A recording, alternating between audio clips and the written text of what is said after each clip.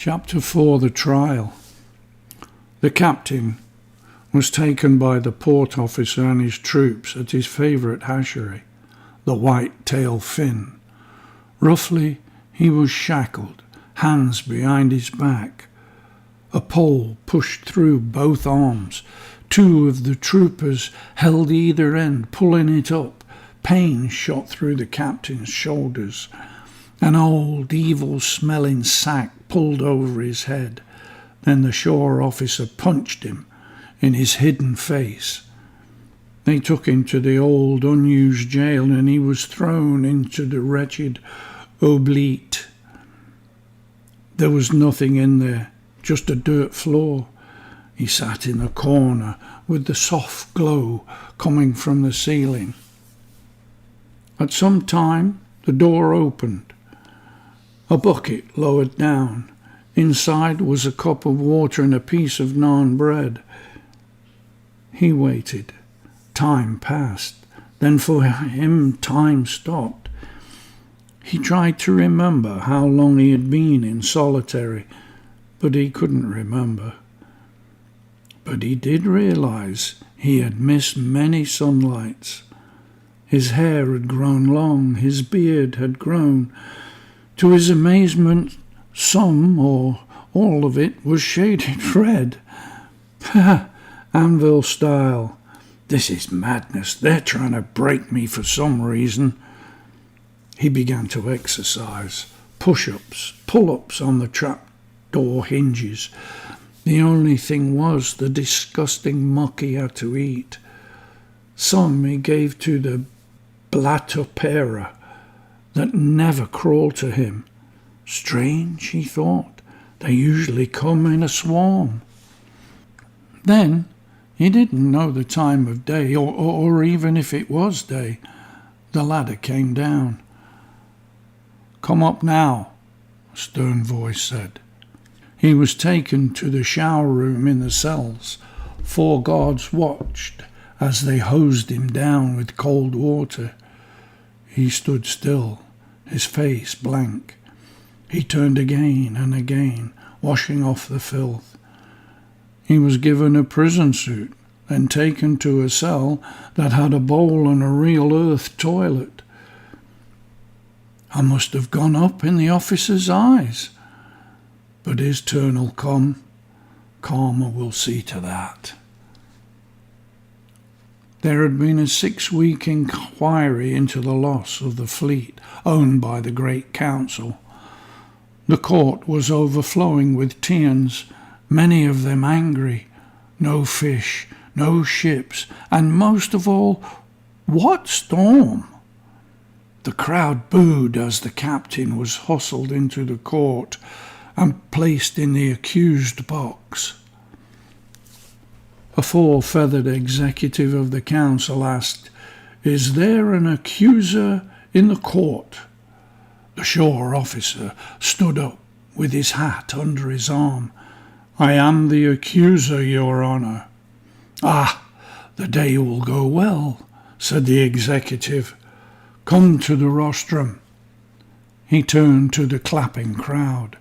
"This is the shore officer of our harbour and coastal region. This is his true report." The shore executive officer stepped to the rostrum, his medals tinkering as he walked.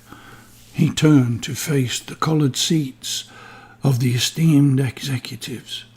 Over 60 of them, feathers of all colours. He gave his own made-up report, telling his own story of the fleet, with no evidence. He made no mention of the horrific tempest, nothing about the condition of the Conway that was now in the scrapyard being dismantled. There would be no trace of her. He told the Great Council that the captain had discharged his catch of precious fish back into the ocean. "A treasonable act, Your Honours. This captain is a disgrace to the industry. He did this. We found traces of fish in the holding tanks. His mouth ran away with him. He began to lie on the standing platform. I saw the sea doors had been opened. I checked them on the following day after they reached the harbour. Thank you, shore officer, for an outstanding report. You may stand aside, said the third archon, looking at the other high adjudicators. Bosun was next at the inquiry. He climbed up onto the standing platform. You were the bosun of the fishing ship Dolphin, owned by the Great Council? Asked the saying archon, leaning on his elbows on the desk, his head in his hands, looking bored. He sighed.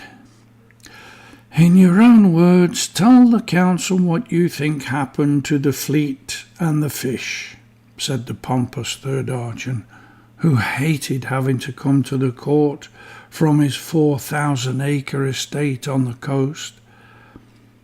The bosun stood glaring at the executives, his head down, his eyes ablaze with contempt. Well, your honours, that report is utter nonsense. And where is the Conway? I've not seen her. She'll be in the scraps. Ain't none gonna see how she was damaged, but nevertheless I'll tell a true account. The storm began in the afternoon. It hit the Dolphin with tremendous 80-footers, maybe 90. The wind sounded as though it were talking. The chamber members snickered and giggled, shaking their heads.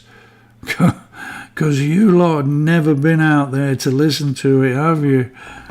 He scowled at the ignorant, arrogant benches full of privileged Tians who knew only wealth and power, some already dozing off, others reading the Shram pages. The bosun carried on. Well, it came on like a rabid wolf. It began sinking the boats, some torn to shreds. Your Honour, metal boats ripped apart by wind and rain. I have never seen or heard of anything like that. I was tossed overboard. And if you want to know something, there are no fish in the... Okay. Thank you. That will be all. Step down. But you don't understand... Two shore officers of the court forcibly pulled him from the stand, silencing him. The Great Council convened for 15 minutes, casting their votes. The captain was guilty. The Grand Chief of 6 Feathers stood up with a verdict.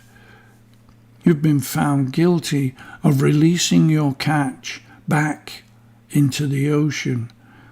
A treasonable offence. Therefore, you shall remain in prison for the rest of your life. An alternate punishment is death by drowning on the shores of the city at the highest tide. What is your retort to this verdict? The captain stood, his voice solid and clear. All I have to say is that the Conway had no fish. We caught none, because there are none any more in our desert ocean. I will have to be the scapegoat for this insulting accusation, but I'm innocent. Also, I request that my crew be excused and not be tried. I will be sentenced, but they will go free. It seems to me you need an Aunt Sally. Let's face it, I happen to be handy. The shore officer slyly smiled.